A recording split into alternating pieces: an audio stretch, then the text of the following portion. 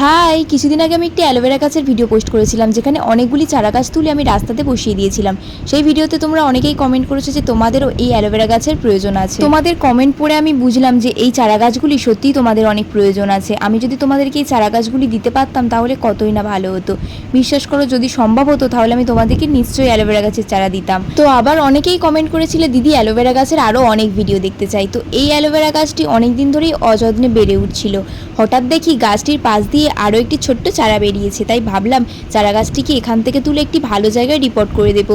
আর ঠিক তখনই আমার সাথে এটা ঘটে গেল, গাছটিকে তুলতে গিয়ে আমি গাছটিকেই ভেঙে ফেললাম, তাও সম্পূর্ণ আমার ভুলের কারণে। দেখো, দ্বিতীয়বার চেষ্টা করতে কিন্তু গাছটি শিকড় শুদ্ধ বেরিয়ে এলো। এখন আমি সত্যিই জানি না এই গাছটিকে আমি বাঁচাতে পারবো কিনা। গাছের গোড়ার মাটি অনেকটাই কমে গিয়েছিল, তাই গাছের গোড়ায় কিছুটা মাটি দিয়ে দিলাম আর গাছে কিছুটা জল দিয়ে দিলাম। আজকের ভিডিওটা এই পর্যন্তই। এরকম আরও অনেক ভিডিও দেখার জন্য আমার চ্যানেলটা সাবস্ক্রাইব করে নিও। বাই।